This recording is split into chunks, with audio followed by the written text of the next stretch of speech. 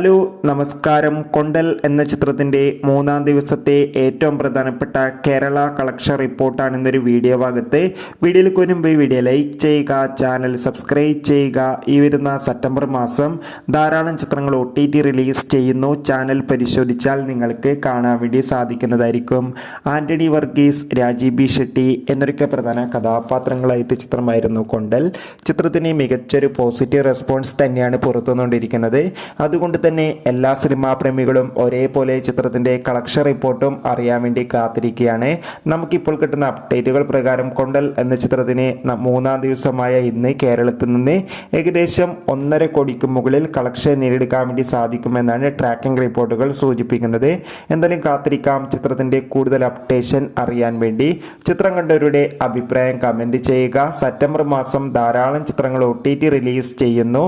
നമ്മുടെ ചാനൽ ഭാഗം പരിശോധിച്ചാൽ നിങ്ങൾക്ക് കാണാം.